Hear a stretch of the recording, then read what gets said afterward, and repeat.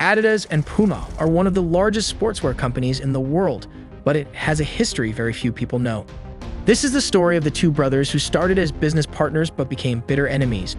The rivalry between them became so intense that it divided a German town into two parts, and if someone worked for Puma would not even talk to the one working for Adidas, and everyone in their hometown either identified themselves as a Puma supporter or an Adidas supporter.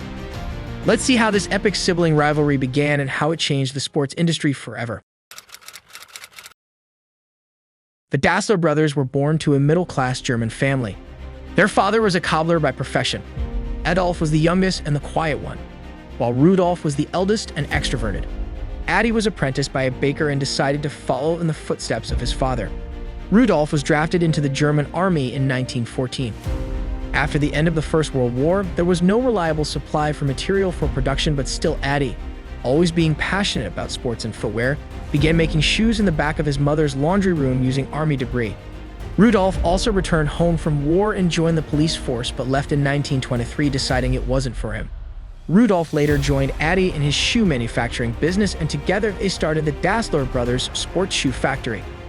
Year by year, the Dassler Brothers shoe factory grew and started to generate more and more sales every year. In 1936, a huge breakthrough came for the Dassler brothers when German athletes wore their clothing line, and the famous track star Jesse James' own wore their spiked shoes, which resulted in a huge boost of sales of up to 200,000.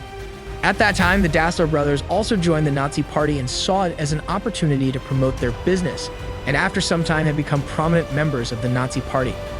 Everything was going great for the brothers until World War II happened. With the war in full swing, many factories were shut down and workers were being drafted to the army. Adi was also drafted in the German army in 1940, whereas Rudolf became power-hungry and was seeking to take control. Rudolf even denied employment to his sister Marie's son so that no more family members would be involved in the business.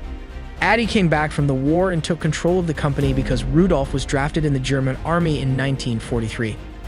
Rudolf was enraged by this and blamed Adi for sending him to war. Back at home, situations between their wives were also becoming more and more tense, and both of them couldn't stand each other. Rudolf was released after the war and made his efforts to take back control of the government, but the Denizification started and he was imprisoned for another year as Adi testified against Rudolf.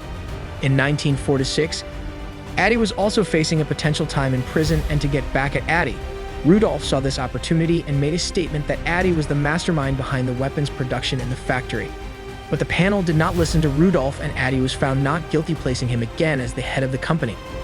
The relationship between the brothers was so deteriorated that it was impossible for either of them to forgive each other, and in 1948, the Dassler brothers eventually separated the company, and negotiations while separating the company would be the last time they would ever talk to each other.